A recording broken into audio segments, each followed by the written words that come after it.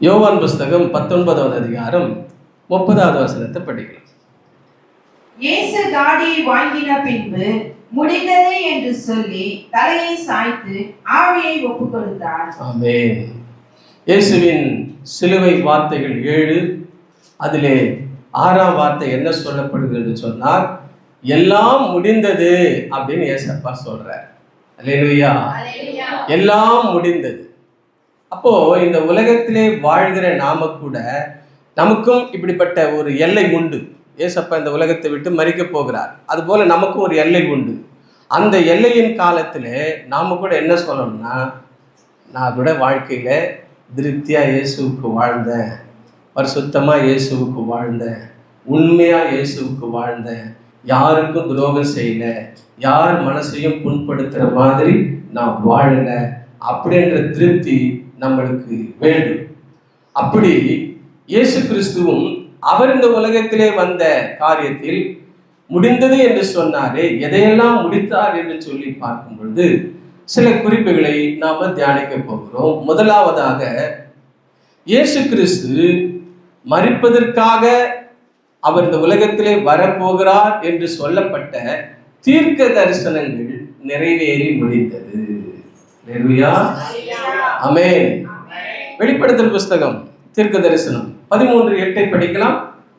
அங்க என்ன தீர்க்க தரிசனம் சொல்லப்படுகிறது? வெளிப்படுத்தல் 13:8. உலகம் தோற்று முதல் அடிக்கப்பட்ட ஆட்டுக்குட்டியினுடைய ஜீவ புஸ்தகத்தில் பேரெழுதப்பட்டிராத பூமியின் குடிகள் யாவரும் அதை வணங்குவார்கள். சரி, இங்க என்ன சொல்லப்படுதுன்னா, உலகம் தோற்றத்துக்கு முன்னாடியே ஏசப்பா இந்த உலகத்திலே வந்து மரிக்க போகிறார். எதற்காக மரிக்க போகிறார்? இந்த உலகத்தின் மனிதர்களுடைய எல்லா பாவங்களுக்காகவும் மரிக்க போகிறார். அப்போ இந்த திட்டத்தை ஆண்டவர் தீர்மானித்து வைத்திருக்கிற காலம் உலகமே உருவாகாத காலம். அல்லேலூயா. பாருங்க, அப்போ நம்முடைய ஆண்டவர் எவ்வளவு ஒரு தீர்க்க தரிசனமாக அதை தீர்மானித்து இருக்கிறார்.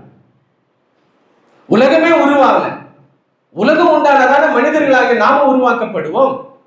அப்போ நாமளும் உருவாக்கப்படல, உலகம் உருவாக்கப்படல. உலகம் உருவாக்குறதுக்கு முன்னாடியே உலகம் என்பதை நான் உருவாக்க போகிறேன், அந்த உலகத்தில் வாழக்கூடிய மனிதர்களை உருவாக்க போகிறேன். அவர்கள் தவறு செய்யும் பொழுது அவர்களுக்கு மீட்பை உண்டாக்க இயேசுவை இந்த உலகத்திற்கு மரிப்பதற்காக அனுப்ப போகிறேன் என்பதுதான் தீர்க்க தரிசனம். அல்லேலூயா. அதுதான் வெளிப்படுத்தல வாசிக்கிறோம். உலகம் உண்டானதுக்கு முன்னாடியே அடுக்கப்பட்டார். அப்ப பிதாவின் பார்வையிலே உலகம் உருவாகுவதற்கு முன்னாடியே இப்படிப்பட்ட ஒரு உலகம் உருவாகும், அதிலே மனிதர்களின் பாவங்களுக்காக இயேசுவை மரிக்க போகிறேன் என்பதுதான் பிதாவினுடைய திட்டம். அதுதான் அப்போஸ்தலனாகிய யோவான் தன்னுடைய வெளிப்படுத்தல் நிருபத்திலே எழுதும்போது சொல்றாரு, உலகம் தோற்றத்திற்கு முன்னே அடிக்கப்பட்ட ஆட்டுக்குட்டி என்கிற தீர்க்க தரிசனம். அல்லேலூயா. அந்த தீர்க்க தரிசனம் உலகம் உண்டான விட்டது. உலகத்தின் மனிதர்களும் உண்டாக்கப்பட்ட ஒரு சூழ்நிலையிலே, ஒரு இனம் பெருகக்கூடிய ஒரு காலகட்டத்திலே அந்த தீர்க்க தரிசனம் இரண்டாவது விஷயமாக மனித குலத்துக்கு அறிவிக்கப்படுகிறது. அதே சமயம் மனிதனை பாவத்துக்குள் அமிழ்த்தின பிசாசுக்கும் அந்த தீர்க்க தரிசனம் அறிவிக்கப்படுகிறது. அதுதான் அந்த தீர்க்க தரிசனத்தின் 2ஆம் வசனம், ஆதியாகமம் புஸ்தகம் 3வது அதிகாரம் 15வது வசனம். உனக்கும் ஸ்திரீக்கும் உன் வித்துக்கும் அவள் வித்துக்கும் பகை உண்டாக்குவே, அவர் உன் தலையை நசுக்குவார், நீ அவர் குதிகாலை நசுக்குவார் என்றார். இதுதான் தீர்க்க தரிசனம். அந்த முதல் தீர்க்க தரிசனத்தை இந்த உலகத்திலே ஆண்டவர் அதை நிறைவேற்றுகிறார். என்னவென்று சொன்னார், இப்பொழுது மனிதர்களுக்கு அந்த தீர்க்க தரிசனம் அறிவிக்கப்படுகிறது. அல்லேலூயா. அல்லேலூயா. அது மனிதனுக்கு மட்டும் அறிவிக்கப்படுவது அல்ல, அது பிசாசுக்கும் அறிவிக்கப்படுகிறது. ஏனென்றால் மனித குலம் பாவத்திற்கு விழுவதற்கு காரணமாயிருந்தவன் பிசாசுதான். ஆகவே பிசாசுக்கு அது அறிவிக்கப்படுகிறது. அதுதான் அந்த தீர்க்க தரிசனத்தின் வார்த்தை என்று சொல்லி பார்க்கிறோம். ஆகவே இந்த வசனங்களின் பிரகாரம் இயேசு கிறிஸ்து இந்த உலகத்திலே மரிப்பேன் என்பதற்கான தீர்க்க தரிசனம் இங்கே சொல்லப்படுகிறது. யோவான் புஸ்தகம் 8வது அதிகாரம் 52ஆம் வசனத்தை படிக்கலாம். அப்பொழுது யூதர்கள் அவரை நோக்கி, இப்பிசாசு பிடித்தவன் என்று இப்பொழுது அறிந்திருக்கிறோம். ஆபிரகாமும் தீர்க்கதரிசிகளும் மதித்தார்கள். நீயோ, ஒருவன் என் வார்த்தையை கைக்கொண்டால் என்றென்றைக்கும் மரணத்தை ருசி பார்ப்பதில்லை என்றாய். இயேசு கிறிஸ்து அவருடைய மரணத்தின் மூலம் நமக்கு மரணமில்லாத வாழ்வை கொடுப்பேன் என்று சொன்னதை அவர்கள் தவறாய் புரிந்து கொண்டு அதை சொல்லுகிறதை நாம் பார்க்கிறோம். அதிலே எபிரேயர் புஸ்தகம் 2வது அதிகாரம் 9வது வசனத்தை படிக்கலாம். 2:9 எபிரேயர். என்றாலும் தேவனுடைய கிருபையினால் ஒவ்வொருவருக்காகவும் மரணத்தை ருசி பார்க்கும்படிக்கு தேவ தூதரிலும் சற்று சிறியவர் ஆக்கப்பட்டிருந்தும் இயேசு மரணத்தை உத்தரித்ததின் நிமித்தம் மகிமையினாலும் கனத்தினாலும் முடிசூட்டப்பட்டதை காண்கிறோம். அல்லேலூயா, அல்லேலூயா. 9வது வசனம் அருமையா சொல்கிறது, தேவனுடைய கிருபையினாலே ஒவ்வொருவருக்காகவும் மரணத்தை ருசி பார்த்தார். ஏசப்பா தீர்க்க தரிசனம் நிறைவேறுதலின் அடையாளம், அவர் மரணத்தை ருசி பார்த்தார். அல்லேலூயா, அல்லேலூயா. அதான் அருமையா சொல்லப்படுது, தேவனுடைய கிருபையினாலே. அது அவர் கிருபை, நம்மேல் வைத்திருக்கிற அக்கறை அவருடைய கிருபை. அவருடைய குமாரனாகிய இயேசு கிறிஸ்து இந்த உலகத்திலே மரிக்க கொடுக்கிறது அவருடைய கிருபை, பிதாவுடைய கிருபை. அந்த கிருபை நமக்கு கிடைச்சிச்சு. அதுதான் என்னவென்று சொன்னால், அந்த இயேசுவானவர் நம்முடைய, அதை பார்க்கிறோம், ஒவ்வொருவருக்காகவும் இயேசு மரணத்தை ருசி பார்த்தார். அல்லேலூயா. டேஸ்ட் பண்ணாரு, நல்லதுங்க. குழம்பு டேஸ்ட் பார்த்துட்டியா அப்படின்னு சொல்றேன், அந்த டேஸ்ட் இல்லை. மொத்தமா சாப்பிட்டு டேஸ்ட் பார்க்குறேன் பாருங்க. மொத்தமா சாப்பிட்டு என்ன அருமையாய் செய்திருக்கிறீர்கள், எவ்வளவு அருமையான உணவு, அந்த டேஸ்ட் என் வயிறையே நிரப்பிடுச்சு, நான் ஃபுல்லா சாப்பிட்டேன்னு சொல்றேன் பாருங்க. அந்த டேஸ்ட் தான் இயேசு கிறிஸ்து ஏற்றுக்கொண்ட டேஸ்ட். ருசி பார்த்தார் என்று சொல்லுகிறோமே, சும்மா ஒரு சொட்டு 2 சொட்டு கையில விட்டு அப்படி நாக்கால பார்க்குற அந்த ருசி அல்ல. வயிறு நிரம்ப சாப்பிட்டு ரொம்ப டேஸ்டா இருந்தது, அதனால தான் நான் நிறைய சாப்பிட்டேன், இன்னைக்கு கொஞ்சம் எக்ஸ்ட்ராவே சாப்பிட்டேன் அப்படின்னு நம்ம சொல்றோம் பாருங்க. அந்த டேஸ்ட் அப்படின்னு சொன்னா நிறைய. அப்ப இயேசு கிறிஸ்துவானவர் நமக்காக மரணத்தை எவ்வளவு ருசி பார்க்க முடியுமோ அவ்வளவு நிறைய ருசி பார்த்தார். அல்லேலூயா, அல்லேலூயா. அதுதான் அவருடைய சாவு என்பது ஏதோ மூச்சு போய் சாவல.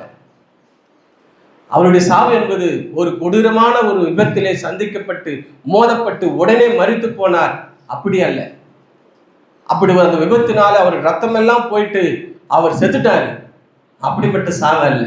சிறுக சிறுக சிறுக அவரை சாகடித்தார். அல்லேலூயா, அல்லேலூயா. சாவறதுலேயே முதல் சாவு எது தெரியுங்களா? மனசளவுல சாவறது தான். நான் மனசுல செத்துட்டுமான்னு சொல்லுவாங்க சிலர். நான் இப்ப நடைப்பயணமா தான் வாழ்கிறேன், நான் மனசுல செத்துட்டேன். இயேசு கிறிஸ்து முதல் சாவு மனசுல செத்தாரு அப்படின்னு சொன்னா, அவரை தேவகுமாரனா இருந்தும் அவரை அவ்வளவு அவமானப்படுத்தினார்கள், அவ்வளவு இழிவுபடுத்தினார்கள், அவ்வளவு கேவலப்படுத்தினார்கள். மனசளவில் அவர் செத்தாரு. அதுக்கெல்லாம் நிறைய வசனங்கள் இருக்குது. ஆனா நம்ம தீர்க்க தரிசனத்தை பார்த்து கொண்டிருக்கிறோம். ஆகவே மனசளவில் சேர்த்தாரு. 2வது உடல் அளவிலே சேர்த்தார். அல்லேலூயா. உடல் அளவு என்று சொல்லும் பொழுது ஏதோ அவரை ஒரு தூக்கிலே போட்டு சாகடித்து விட்டார்கள் என்பதல்ல, அவரை துப்பாக்கியாலே ஷூட் பண்ணி சாகடித்து விட்டார்கள் என்பதல்ல. ரோம சாம்ராஜ்யத்தின் கொடூரமான மரணமாகிய சிலுவை மரணத்தை ஏற்றுக்கொண்டார்கள். அதுவும் சிலுவை மரணம் என்பது ரோம சாம்ராஜ்யத்தின் மரணமாயிருந்தாலும் யூத முறைமைகளில் கூறிய மரணமாகிய அடிகளை அவர் ஏற்றார். வேதம் சொல்லுகிறது, யூத முறைமைகளிலே 40 அடிகள் அடிக்கப்பட வேண்டும். அந்த 40 அடிகளும் இயேசு கிறிஸ்து பட்டார். அல்லேலூயா. அந்த 40 அடிகள் என்று சொல்லும் பொழுது வாரினாலே அடிக்கிற அடி. ஒரு அடியில கிட்டத்தட்ட நிறைய கிளைக்கிளையான வார்கள் இருக்கும், கிளைக்கிளையான நூல்கள் இருக்கும். அது கிட்டத்தட்ட ஒரு 10-15 கூட இருக்கலாம். அதுல முன்னும் பின்னுமாக கொக்கி போல தூண்டில் போல முள்கள் இருக்கும். அடித்து இழுப்பார்கள். அந்த அளவுக்கு அவர் அடிபட்டார். சிலுவையிலே அவரை ஆணையினாலே அடித்தார்கள். சாலையிலே அவர் போய்கொண்டிருக்கும் பொழுது விழுந்து விழுந்து எத்தனையோ அடிகள் அவருக்கு பட்டது. கல்லறைக்கு போகிற வழி நல்ல வழியா இருக்கும், சுடுகாட்டுக்கு போற நல்ல வழியா இருக்குது இல்லையா? கடினமான வழியா இருக்கும். அதுவும் இந்த காலத்துல பரவாயில்ல. ஆனால் அந்த காலத்துல பார்த்தீங்கன்னா சுடுகாட்டுக்கு போற வழி ரொம்ப கரடு முடாக இருக்கும். அதுபோல கொல்கத்தா மலைக்கு போகிற வழி கரடு முரடான வழி, அது மேடும் பள்ளமாய் நிறைந்த வழி. ஏன்னா எருசலேம் ஒரு மலைப்பூமி, அதிலே அவர் மேடும் பள்ளத்திலே ஏறி அவர் இறங்குகிற சூழ்நிலையெல்லாம் வரும்பொழுது அந்த சிலுவையை சுமந்து கொண்டு பாரத்தோடு கூட விழுந்திருப்பார். அந்த பாரம் தாங்க முடியாமல் விழுந்திருப்பார். அப்படிப்பட்ட பாடுகள் எல்லாம் நமக்காக ஏற்றுக்கொண்டார். அவர் சிலுவையிலே ஆணிகளினாலே அவரை அடித்தார், தலையிலே முள்கிரீடத்தினாலே சூட்டினார். அவர் செத்துட்டாரா இல்லையான்னு பார்க்கறதுக்கு அவர் விழாவிலே ஈட்டினாலே குத்தினார். இதுதான் சிலுவையின் பாடு மரணம், இதுதான் தீர்க்க தரிசனம். இந்த தீர்க்க தரிசனத்தை அவர் ஏற்றுக்கொண்டார். அல்லேலூயா. இந்த தீர்க்க தரிசனத்தை அவர் நிறைவேற்றி முடித்தார். அதுதான் எபிரேயர் 2 ரொம்ப அருமையா சுருக்கமாய் சொல்லப்படுகிறது. தேவ தூதரிலும் சற்று சிறியவனாக்கப்பட்டிருந்த இயேசு மரணத்தை உத்தரித்தது நிமித்தம் அப்படின்றால் அந்த மரணத்தை இயேசு ஜெயிச்சார். அல்லேலூயா. உத்தரித்தார் என்றால் ஜெயித்தார். மரணமே உன் கூறு எங்கே என்று சொல்லி அதனுடைய எல்லா துன்பத்தையும் மரணத்தின் எல்லா வேதனையும் இயேசு சுமந்து ஜெயிச்சார். அல்லேலூயா, அல்லேலூயா. ஆகவே அதான் உத்தரித்தார் என்று சொல்லி பார்க்கிறோம். அதனாலே அவர் மகிமையினாலும் கனத்தினாலும் முடிசூட்டப்பட்டதை காண்கிறோம். இன்னைக்கு பிதாவுடைய வலது பாசத்திலே அவர் இருக்கிறார். அங்கே நாமும் இருக்கும்படியாக தான் அந்த சிலுவை பாடு மரணத்தை அவர் ஏற்றுக்கொண்டார். அந்த தீர்க்க தரிசனம் நிறைவேறி முடிந்தது. அல்லேலூயா, அல்லேலூயா.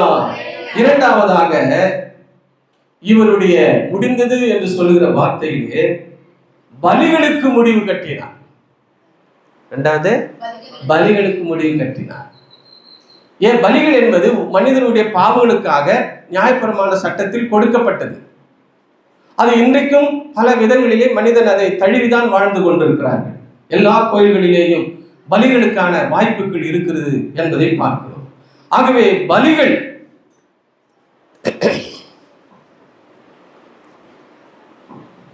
என்னாகும் புஸ்தகத்திலே 7வது அதிகாரம் 35வது வசனத்தை படிக்கலாம்.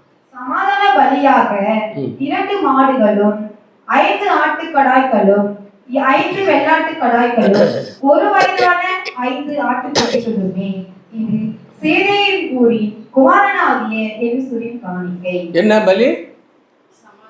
சமாதானத்தின் பலிக்கு என்னென்ன எடுத்துன்னு போனா? 2 மாடு எடுத்துன்னு போனோம், 5 ஆடு எடுத்துன்னு போனோம். 2 மாடு என்ன விலை விற்கும்?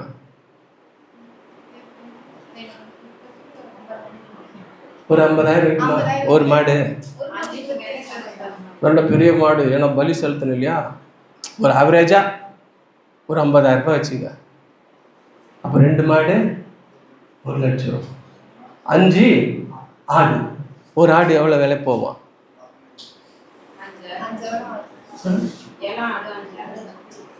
ஒரு பலிக்கான ஒரு ஆடு குறைஞ்சது ஒரு 20,000 போகும்.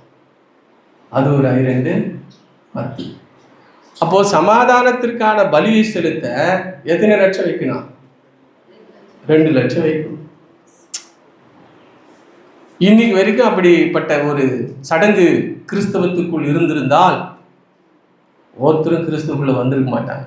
போயா அப்படிப்பட்ட இயேசு எங்களுக்கு வேணாம், இவ்வளோ பணம் செலவு பண்ணி இப்படி கொண்டாந்து பலியிட்டு அப்படின்னா நாங்கள் பாவ மன்னிப்பு பெறணும், அப்படின்னா இயேசுவை நாங்கள் சந்திக்கணும், அப்படின்னா அந்த ஆண்டவரை தொழுதுக்கணும், எங்களுக்கு வேணாம்ப்பா. நாங்கள் எங்கப்பா போகிறது? 2 லட்சம் படிக்க வைக்கிறதுக்கே பணம் இல்லை, ஃபீஸ் கட்டுறதுக்கே பணம் இல்லை, வீடு கட்டுறதுக்கே பணம் இல்லை, எதிர்பார்த்த இடம்லாம் அப்படியே நிற்குது. இதில் பலி செலுத்துறதுயா பரவாயில்ல, அப்படியாப்பட்ட பரலோகமே எனக்கு வேணான்னு கூட சில மனசு சொல்லும். அது பரலோகம் வேணான்னா நரகம் எவ்வளோ பேர் வேதனை என்பது வாயில சொன்னாலாம் புரியாது. ஆனால் இன்னைக்கு இருக்கிற அந்த கஷ்டம், இவ்வளோ பெரிய காரியத்தை செய்யணுமா, பலிக்கு இப்படிலாம் விலை கொடுத்து கொண்டு வர வேண்டுமா என்று சொல்லும் பொழுது பாப்பா அந்த பரலோகமே வேணான்ற மாதிரி கூட அவங்க நினைச்சிட்டு இருக்கலாம். ஆகவே அவ்வளவு பலிகளுக்கு பணம் செலவு பண்ண வேண்டியதாக இருந்தது. பலிகளிலே வித்தியாசம் இருந்தது. பணக்காரன் பலி, நடுத்தர குடும்பத்தின் பலி, ஏழைகளின் பலி என்றெல்லாம் பலிகளிலே வித்தியாசம் இருந்தது. பாருங்க, லேவியர் ஆகும் புத்தகத்திலே 5வது அதிகாரம் 7ஆம் வசனத்தை படிக்கலாம்.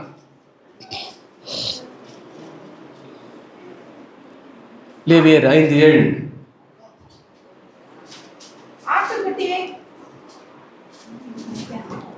ஆட்டுக்குட்டியை கொண்டு வர அவனுக்கு சக்தி இல்லாதிருந்தால், ஆடு ஆட்டுக்குட்டி, அப்போ அதுல டிஃபரெண்ட் இருக்குது. ஆடு பலி செலுத்தலாம், முடியாதவர்கள் ஆட்டுக்குட்டியை பலி செலுத்தலாம்.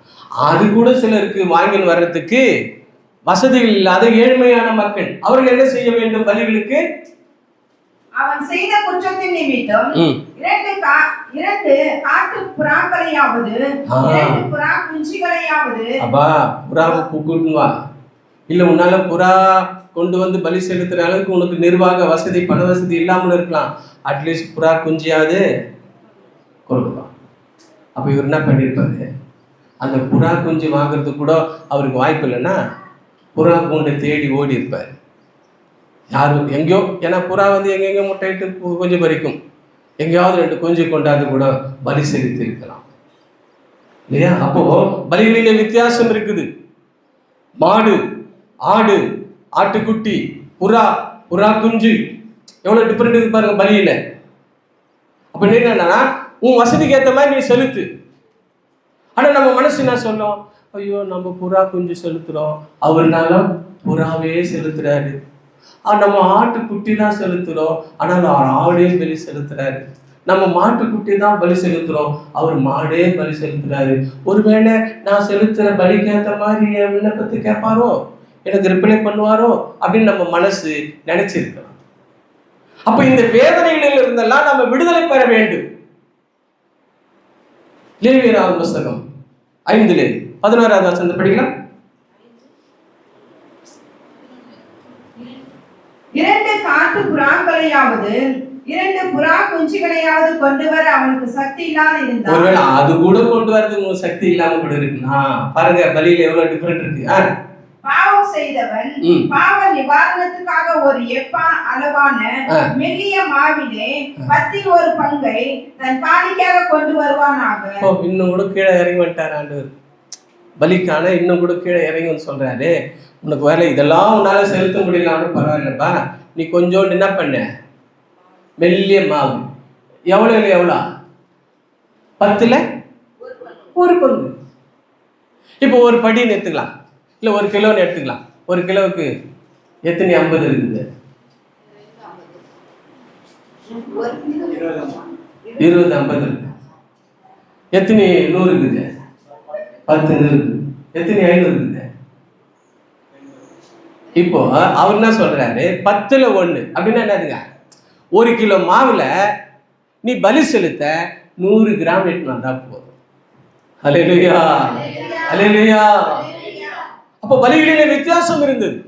அப்படி வித்தியாசம் வரும்பொழுது மனசுல ஏற்றத்தாழ்வு வரும்.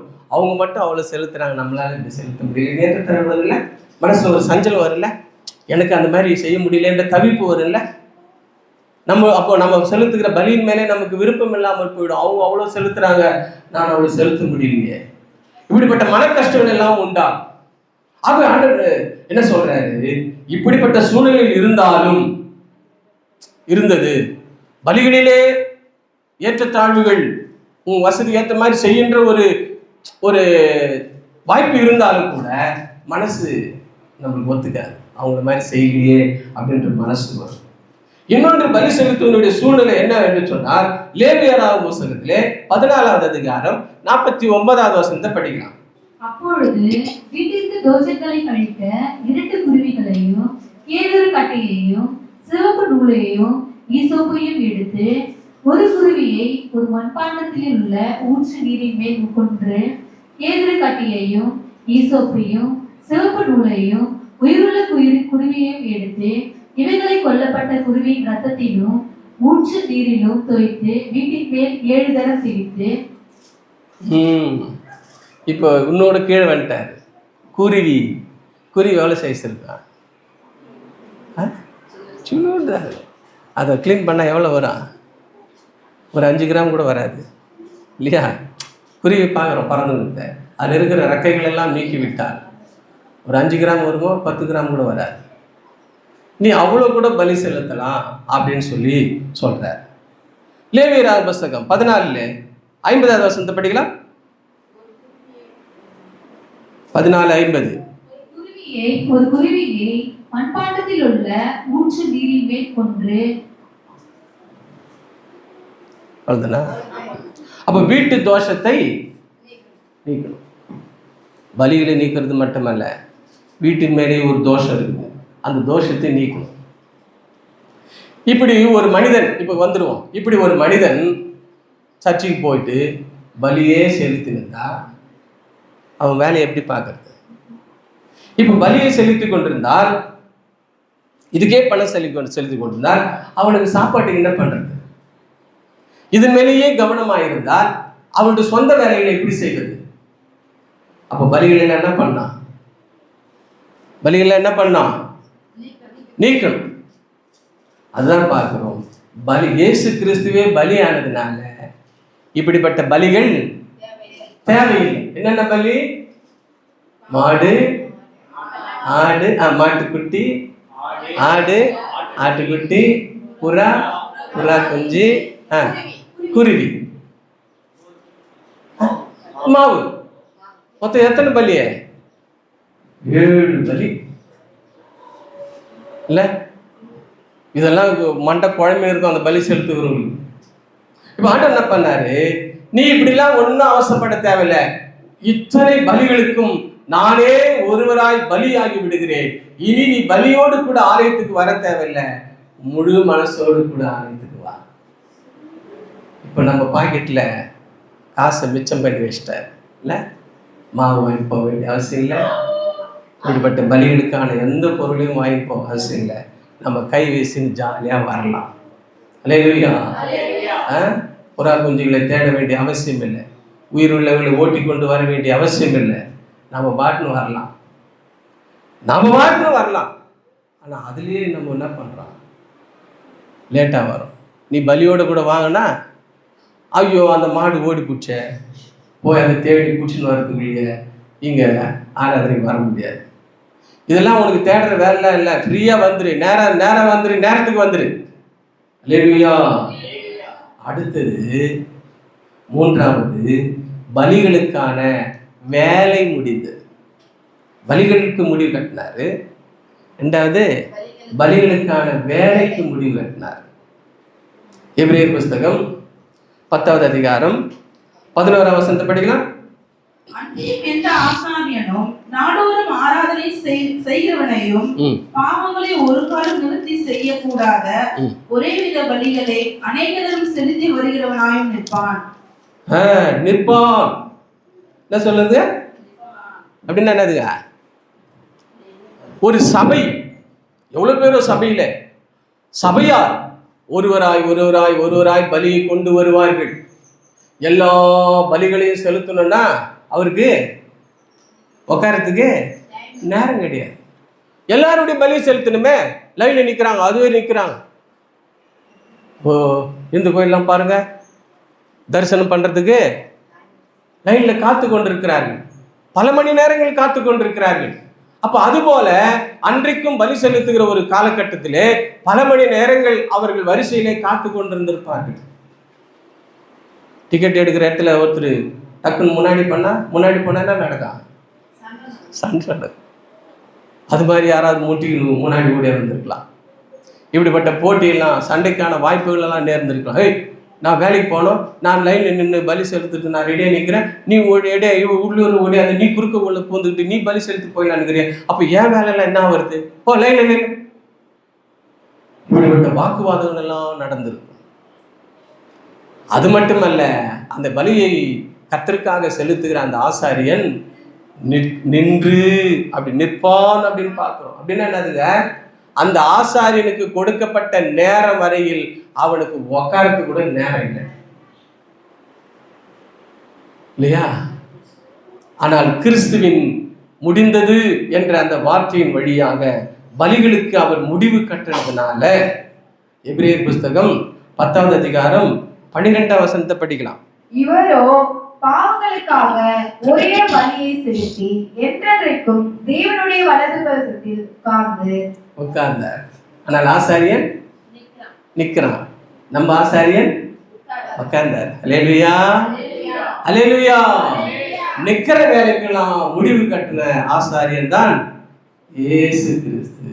அந்த ஆசாரியன் நிற்பான். ஆனால் இயேசு என்கிற ஆசாரியரோ உட்கார்ந்து விட்டார். அப்படின்னா என்னன்னா, பலியை அவரே பலியானதுனால பலி செலுத்த வேண்டிய வேலை இல்லை. பலிக்காக ஒரு மனிதன் வரிசையாய் நிற்க வேண்டிய அவசியம் இல்லை. அவரே பலி ஆயிட்டதுனால நம்ம நேரம் வந்து உள்ள சர்ச்சில் உட்காந்துக்கிறோம். அந்த கஷ்டம் நமக்கு இருந்தாதான் ஆராதனுடைய மதிப்பு தெரியும். ஆனால் இப்பொழுது அப்படி அல்ல. ஈஸியாய் வந்து அப்படியே வந்து நம்ம உட்கார்ந்து விடுறோம். இப்போ இங்க உட்கார்ந்து கொண்டிருக்கிறோமே, இந்த காரியத்தை உருவாக்கினது யாரு? இயேசு. அல்லேலூயா. அவர் உட்கார்ந்தாரு. நம்மள என்ன பண்ணிட்டாரு? சர்ச்சில் உட்கார வச்சிட்டாரு. இல்லைன்னா நியாயப்பிரமாணத்தின்படியே இயேசு மரிக்கிற சூழ்நிலை இல்லாமல் இருந்திருந்தால் நியாயப்பிரமாணத்தின்படியே பலிக்காக வரிசையில் நின்று கொண்டிருக்கணும். அவர் உட்கார்ந்தா இருப்பாரு. நம்மள நாம உட்கார வச்சிட்டோம். அல்லேலூயா, அல்லேலூயா. நம்ம எல்லாரும் உட்கார்ந்து கர்த்தரை ஆராதிக்கிற கிருபையை உருவாக்கினதுதான் இயேசுவின் பலி. நாம் எல்லாரும் பலிகளோடு கூட வராதபடிக்கு விடுதலையாய் வருவதற்கு உருவாக்கினவர் தான் இயேசு என்கிற பலி. அல்லேலூயா. டென்ஷன் இல்லாத ஆராதனையை உருவாக்கினவர் தான் இயேசு பலியானார். நீ புறா குஞ்சியா, நீ அதுவா, இது மாவா, நீ ஆடா, ஆடு மாடா, குட்டியா, இப்படி குருவியா, இப்படி எந்த ஒரு டென்ஷனும் இல்லாமல் நேரா வந்து உக்காந்து அவருடைய வார்த்தையை கேட்டுட்டு சந்தோஷமா நம்முடைய பாரத்தெல்லாம் இறக்கி வச்சுட்டு போற இந்த ஒரு ஆசீர்வாதத்தை கொடுத்தவர் தான் இயேசு. இயேசு பலியானார். அந்த 2வது 3வது பலி முடிவடைந்தது. 13ஆம் வசனத்தை படிக்கலாம். இனி நம்முடைய சத்துருக்களை தமது பாதபடியாக்கி போடும் வரைக்கும் காத்துக் கொண்டிருக்கிறார். ஆமென். அல்லேலூயா. நம்முடைய சத்துரு எல்லாம் அவர் பாதபடியிலே போட்டு மிதிக்க வல்லவர். ஆகவே பிரமாணத்தின் பிரகாரம் 2 ஆசாரியர்கள், ஆசாரியன், பிரதான ஆசாரியன். ஆனால் இயேசு கிறிஸ்துவோ மகா பிரதான ஆசாரியன் இல்லையா? ஆசாரியன், பிரதான ஆசாரியன், மகா பிரதான ஆசாரியன். ஆசாரியன் என்பவன் டெய்லி பலி செலுத்துகிறவன். பிரதான ஆசாரியன் என்கிறவன் வருஷத்துக்கு ஒரு முறை பலி செலுத்துகிறவன். எங்க எப்படி அதெல்லாம் தியானிக்கிறதுக்கு நேரம் இல்லை. ஆனால் அவர்கள் தினந்தோறும் பலி செலுத்துவார்கள். பிரதான ஆசாரியன் வருஷத்துக்கு ஒரு முறை பலி செலுத்துவான். ஆனால் மகா பிரதான ஆசாரியரோ தன்னையே பலியாக்கி விட்டதுனாலே டெய்லி தேவையில்லை, வருஷத்துக்கு தேவையில்லை, நிரந்தர பலியாகி விட்டார். இந்த உலகம் முடியும் வரையில் ஒரே பலி, இயேசு பலி. அல்லேலூயா. அப்ப பலிகளுக்கெல்லாம், பலிகளுக்கான வேலையெல்லாம் முடிந்ததுதான். இயேசு சொல்றாரு, எல்லாம் முடிந்தது. அல்லேலூயா. அடுத்ததாக 4வதாக எது நடக்கக்கூடாது என்று சாத்தான் நினைத்தானோ அதை செய்து முடித்ததுதான். இயேசு சொல்றாரு, எல்லாம் முடிந்தது. அப்ப எது முடியக்கூடாது? நம்ம ஏற்கனவே படிச்சிட்டோம். ஆதியாகமம் புஸ்தகம் 3வது அதிகாரம் 15வது வசனத்தின் பிரகாரம், உனக்கும் ஸ்திரீக்கும் உன் வித்துக்கும் அவள் வித்துக்கும் பகை உண்டாக்குவே, அவர் உன் தலையை நசுக்குவார். இந்த தீர்க்க தரிசனத்தை பிசாசு கேட்டான் பாருங்க. உனக்கும் ஸ்திரீக்கும் சொன்னாரு. அந்த ஸ்திரீ யார், அந்த ஸ்திரீ யார், அந்த ஸ்திரீ யார் என்று சொல்லி பிசாசு தேடிக்கொண்டிருக்கிற நேரத்திலே அந்த ஸ்திரீயை பார்த்து இயேசு சாகாதபடிக்கு நாம் அந்த ஸ்திரீக்கு ஏதாவது ஒரு மரணத்தை, ஏதாவது ஒரு காரியத்தை உருவாக்க வேண்டும் என்று சொல்லி அந்த இயேசு பிறக போகிற ஸ்திரீ யார், இயேசுவை பெற்றெடுக்க போகிற அந்த பெண் யார், பெண் யார் என்று சொல்லி தேடிக்கொண்டிருக்கிற நேரத்தில் ஆண்டவர் பிசாசனுடைய மைண்டை மாற்றும்படியாக ஏசாயாவின் புஸ்தகத்திலே 7வது அதிகாரம் 14வது வசனத்துல சொல்றாரு. ஆதலால் ஆண்டவர் தாமே உங்களுக்கு ஒரு அடையாளத்தை கொடுப்பார். ஒரு அடையாளத்தை காட்டுறாரு. இதோ ஒரு கன்னியை கர்ப்பவதியாகி ஒரு குமாரனை பெறுவார். கன்னிகை என்னதுங்க? கன்னிகைன்னு யாருங்க? கல்யாணம் ஆகாதவளுக்கு குழந்தை பிறக்க போகுது. இது என்னடா ஆச்சரியமா இருக்குது, கல்யாணம் ஆகாத பொண்ணுக்கு எப்படிப்பா குழந்தை பிறக்கும்? இது ஆச்சரியமா இருக்குது. இந்த பிசாசு என்ன பண்றான்? ஒரு ஸ்திரீன்னு சொல்லி ஆதியாகமம் 3:15 சொன்னாரு. இப்ப ஏசாயாவில் என்ன சொல்றாரு? இந்த கடவுள், இந்த பிதா ஒரு கன்னிகைன்னு சொல்றாரு. எந்த கன்னியின் வயிற்றிலே இயேசு பிறக்க போகிறார் என்று சொல்லி உலகம் முழுவதும் பிசாசு கவனத்தை செலுத்தி கொண்டிருக்கிறான். கன்னிகை ஒரு குமாரனை பெற போகிறான். அந்த கன்னிகையின் வயிற்றிலே பிறக்கிற அல்லது கருவுறுகிற அந்த சிசுவை அழிக்க வேண்டும் என்று சொல்லி எந்த கன்னிகை என்று தேடிக்கொண்டிருக்கிற நேரத்திலே மத்தேயு 1:18 என்ன சொல்றாரு பிதா? இயேசு கிறிஸ்துவினுடைய ஜனனத்தின் விவரமாவது அவருடைய தாயாகிய மரியாள் யோசேப்புக்கு நியமிக்கப்பட்டிருக்கையில் நிச்சயதார்த்தம் ஆகி போச்சு. யாருக்கு? அந்த கன்னிகைக்கு. ஏசாயா சொன்னாரே கன்னிகைன்ட்டு. அந்த கன்னிகை யார் என்று சொல்லி புருஷனை அறியாத ஒரு பெண் குழந்தை பெறுவது எவ்வளவு பெரிய ஆச்சரியம். அந்த பெண் யார் என்று சொல்லி தேடிக்கொண்டிருக்கிற நேரத்துல கர்த்தர் பிசாசுனுடைய தந்திரத்தை அழிக்கும்படியாக என்ன பண்ணிட்டார்னா அந்த கன்னிகையை ஒருவனுக்கு நிச்சயதார்த்தம் பண்ணிட்டார். அல்லேலூயா சொல்லாமா? அந்த கன்னிகை யார் என்று தேடிக்கொண்டிருக்கிற நேரத்துல அந்த கன்னிகை மரியாள் என்பதை பிசாசு கண்டுபிடிக்க முடியல. ஏன்னா கன்னிகைன்னு தேடி போயினான். ஆனால் மரியாளை ஒருவேளை கவனிச்சு பார்த்தா, ஐயோ அவளுக்கு நிச்சயதார்த்தம் ஆயிடுச்சு, அப்ப மரியாள் வயிற்றில் இயேசு பிறக்க மாட்டாரு, கன்னிகை வயிற்றில் தானே பிறப்பாரு அப்படின்னு சொல்லி பிசாசு கன்னிகை தேடி கொண்டிருக்கிற நேரத்துல நிச்சயதார்த்தம் செய்யப்பட்ட இந்த கன்னிகை தானே, இந்த கன்னிகை பிள்ளை பெற்றுவிட்டாள், இயேசுவை பெற்றுவிட்டார். சத்தமா சொல்லவா?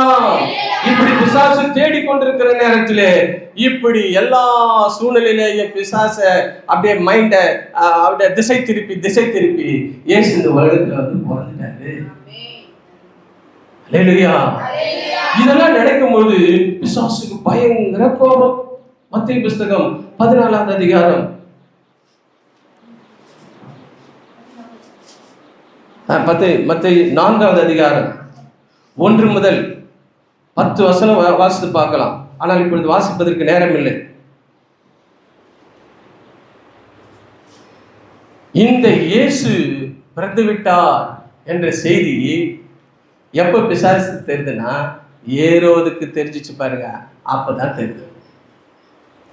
சாஸ்திரிகள்லாம் போறாங்க இல்லையா, ஏரோதின் அரண்மனை நோக்கி போகிறார்கள்.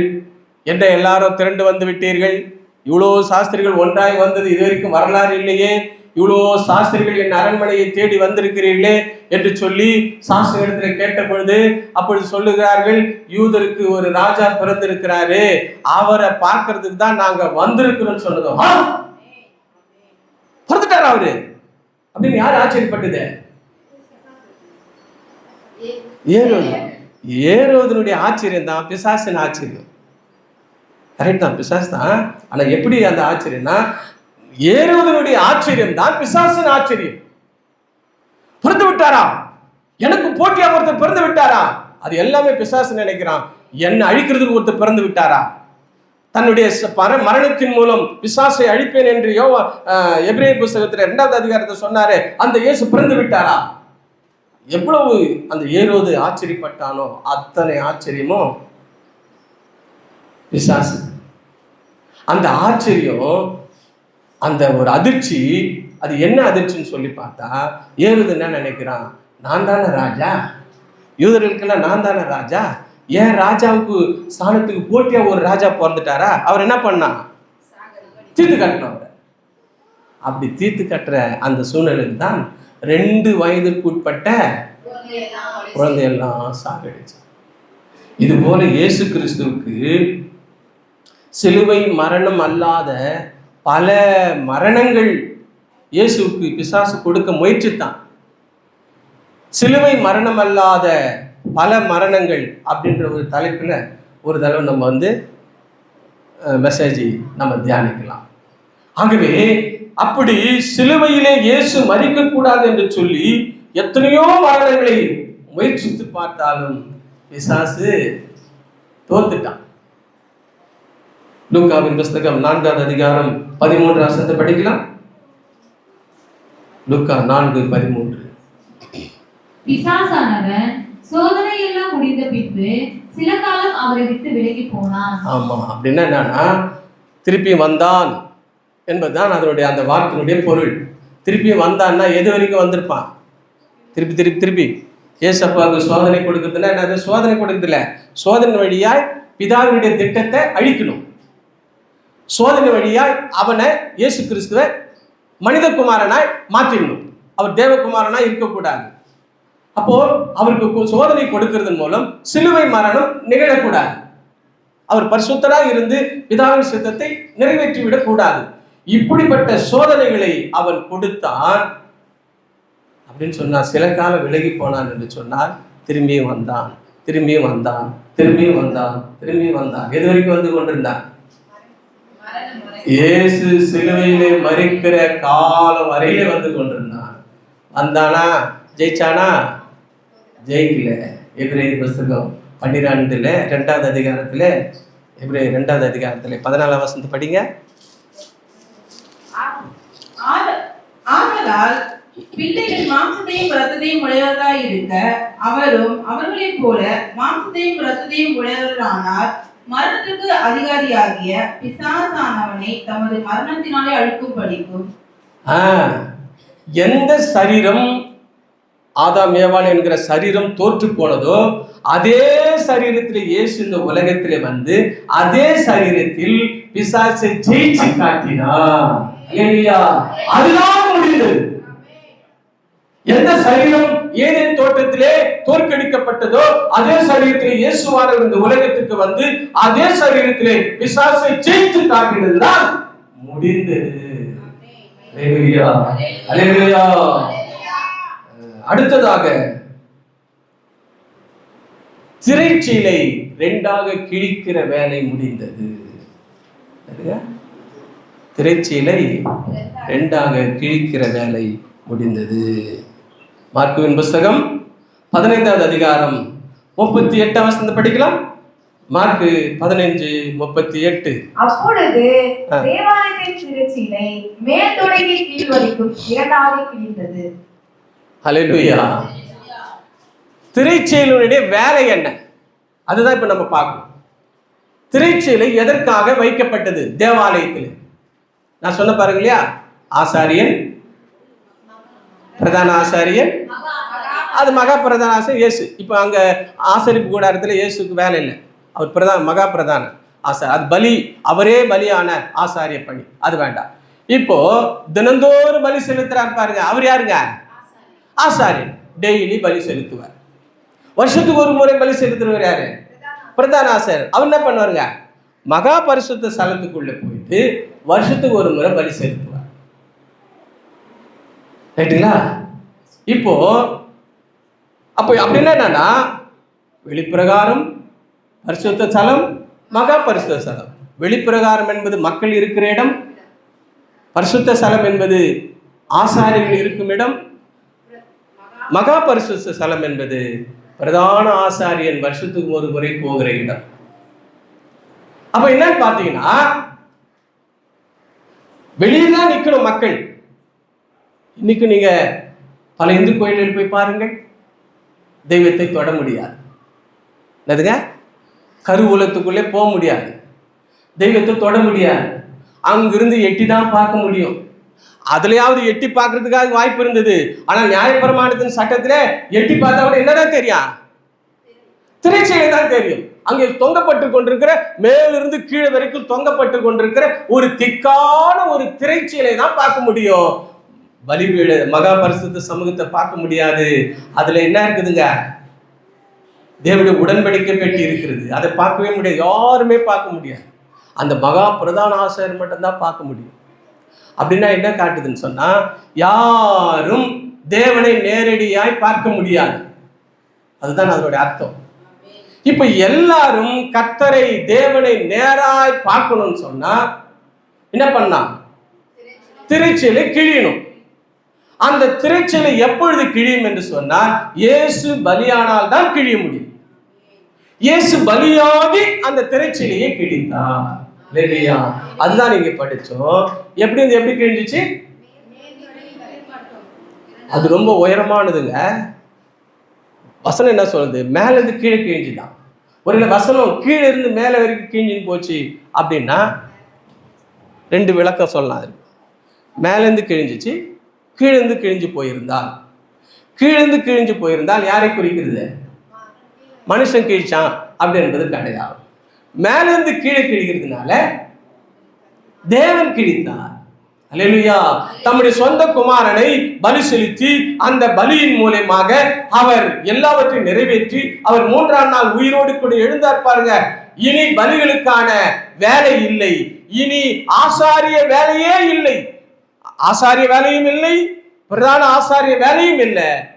இனி மகா பிரதான ஆசாரியருக்கு தான் வேலை அப்படின்னு சொல்லி இந்த 2 ஆசாரியுடைய வேலையை ஆண்டு என்ன பண்ணிட்டாரு? நீக்கி விட்டார். அல்லேலூயா, அல்லேலூயா. அதை நீக்கும்படியாக தான் திரைச்சீலை 2ஆக கிழிந்து போனதுமே எல்லாரும் உடன்படிக்கை பெட்டியை பார்க்கிறார்கள். அல்லேலூயா. அதுவரையிலே பார்ப்பதற்கு வாய்ப்பில்லாமல் இருந்தது. ஆனால் அந்த திரைச்சீலை கிழிந்ததினாலே எல்லாரும் உடன்படிக்கை பெட்டியை பார்க்கிறார்கள். உடன்படிக்கை பெட்டி என்பது தேவன் பிதா. அல்லேலூயா. அப்ப இயேசு கிறிஸ்துவின் மூலமா நம்ம எல்லாரும் பிதாவை பார்க்கறதுக்கு வாய்ப்பு கிடைச்சது. ஆசாரியன் மூலமா கிடைக்கல, பிரதான ஆசாரியன் மூலமாக கிடைக்கல. ஆனால் மகா பிரதான ஆசாரியன் ஆகிய இயேசு கிறிஸ்துவின் மூலம் பிதாவை நேரா பார்க்கறதுக்கு வாய்ப்பு கிடைச்சிச்சு. அதாவது பார்க்கறதுக்கு என்று சொன்னால் அவரோடு கூட நேராய் பேசுவதற்கு வாய்ப்பு கிடைச்சிச்சு. அந்த ஆசாரியர்கிட்ட போகும்போது, இந்த குலம், நான் இந்த கோத்திரம், அதுக்காக பலி எடுத்துட்டு வந்துக்கிறேன் அப்படின்னு அவர் சொன்னதும், அவர் எடுத்துட்டு வந்து பரிசுத்த சமூகத்தில் இவங்க இந்த குலம் இந்த பலி எடுத்துன்னு வந்திருக்கிறாங்க, இந்த பாவமா, இந்த சாபமா, இந்த தேவையா அப்படின்னு சொல்லி அந்த ரத்தத்தை செலுத்தி பிதா கிட்ட சொல்லுவாங்க. அப்படியா, சரி நான் செய்கிறேன் அப்படின்னு சொல்லி ஒரு ரெக்கமெண்டேஷன் மாதிரி இவங்க நடுவராக நின்று கொண்டிருந்தார்கள். இப்போ என்ன ஆச்சு? நடுவருக்கு வேலை இல்லை, நாம பிதாவோடு கூட நேராக பேசுவதற்கு வாய்ப்பு கிடைச்சிச்சு. அந்த நிழலாட்டம் தான் இன்றைக்கும் இந்து கோயில்களிலே பல, அதாவது பிராமணர்கள் மட்டும் நுழையக்கூடிய கோயில்களிலே இன்றைக்கும் அது நடந்து கொண்டிருக்கிறது. எட்டி தான் பார்க்கணும், என் கோத்திரம் இது, என் குலம் இதுன்னு சொல்லி அவங்க கொண்டு வந்த தட்சணையை கொடுக்கும் பொழுது அதை செலுத்தினதும் அவங்க மனசு திருப்தி. அவர் ஒரு மந்திரம் சொல்வார், அதை சொல்லி முடிச்சதும் அப்பா என் கஷ்டமெல்லாம் தீர்ந்தது என்று திருப்தியாய் போவார்கள். அவர் சொன்ன மந்திரம் என்ன? அவர் உண்மையிலே எனக்காக தான் சொன்னாரா? அதனுடைய அர்த்தம் என்ன? ஒரு திருப்தியும் இல்லாமல் போவாங்க, ஒரு நம்பிக்கையில் தான் போவாங்க. ஆனால் அப்படிப்பட்ட நம்பிக்கையை தேவன் நமக்கு உருவாக்கவில்லை. நீயே பேசு, பிதாவோடு நீயே பேசு, பிதாவோடு உன் கஷ்டத்தை நீயே சொல்லு. ஆசாரியன் தேவையில்லை, பிரதான ஆசாரியன் தேவையில்லை, மகா பிரதான ஆசாரியாக இயேசு கிறிஸ்துவின் மூலம் நீயே பேசு, இயேசு கிட்ட சொல்லு, நீயே சொல்லு என்று சொல்கிற அந்த அதிகாரத்தை கர்த்தர் நமக்கு கொடுத்தார். அல்லேலூயா. அதனாலதான் நம்முடைய ஆலயத்துல பரிசுத்த சமூகம் அப்படின்னு ஒண்ணும் இல்லை. நாளைக்கு நீங்க கூட இங்க நிக்கலாம். அல்லேலூயா. யார் வேணாலும் இங்க நிக்கலாம். கர்த்தருடைய அழைப்பு பெற்று மனம் திரும்பி ரட்சிக்கப்பட்ட எவரானாலும் இந்த மகா பரிசுத்த ஸ்தலத்திலே நிக்கலாம். அல்லேலூயா. அந்த தகுதி கிடைச்சிச்சு. இங்க இருக்கிற யார் வேணாலும் இங்க நின்று நான் கூட பிரசங்கம் பண்றேன் பண்ணு, தடையில்லை. இந்த ஆசீர்வாதம், இந்த ஒரு ஏற்றத்தாழ்வை நீக்கினவர் தான் இயேசு கிறிஸ்து. அதுதான் சொல்லப்படுகிறது. அந்த இந்த 4வது குறிப்பிலே திரைச்சீலை 2ஆக மேலிருந்து கீழாக 2ஆக கிழிந்தது என்று சொன்னார். இனி திரைச்சீலைக்கு வேலை இல்லை. ஆசாரின் வேலை ஏறக்கட்டுப்பட்டு விட்டது. பிரதான ஆசாரியனுடைய வேலை ஏறக்கட்டு விட்டது. இயேசுவின் வழியாய் நம்ம டைரக்டா பிதாவை பார்க்கலாம். அல்லேலூயா. இயேசு யாரு? அவர் ஒரு மனுஷனா? இல்லை, தேவனுடைய குமார். அப்ப தேவன்கிட்ட பேசுறதுனாலும் அவருடைய குமாரத்தின் பேசினாலும் ஒண்ணுதான். அல்லேலூயா. எங்க அப்பா கிட்ட பேசினா என் பிள்ளைகிட்ட பேசினேன்னா ரெண்டும் ஒண்ணுதான். அப்பா கிட்ட பேசினா ஓகே, பிள்ளை பார்த்துக்குவேன். பிள்ளைகிட்ட சொல்லிட்டேன், அப்பா போ, நீ போப்பா, நான் என்கிட்ட சொல்லிட்டேன், நான் எங்கள் அப்பாட்ட சொல்லிடுறேன், நான் பார்த்துக்கிறேன். அப்பா கிட்ட சொன்னாலும் பிள்ளைகிட்ட சொன்னாலும் ரெண்டும் ஒண்ணுதான். அதுதான் பிள்ளையின் வழியாய் பிதாவோடு கூட நாம பேசுகிற கிருபைகளை கர்த்தர் கொடுத்திருக்கிறார். அல்லேலூயா, அல்லேலூயா. கடைசியாக ஒரு வசனத்தை வாசித்து முடிக்கலாம். எபிரேயர் புத்தகம் 10வது அதிகாரம் 19வது வசனம். 19. ஆகையால் சகோதரரே, நாம் பரிசுத்த ஸ்தலத்தில் பிரவேசிப்பதற்கு இயேசுவானவர் நமது மாம்சமாகிய திரையின் வழியாய் புதியதும் ஜீவனுமான மார்க்கத்தை நமக்கு உண்டு பண்ணினபடியால். அல்லேலூயா. பழைய மார்க்கம் எல்லாம் ஏற கட்டிப்பட்டு விட்டது. பழைய மார்க்கம் எது? ஆசாரியன். பழைய மார்க்கம் எது?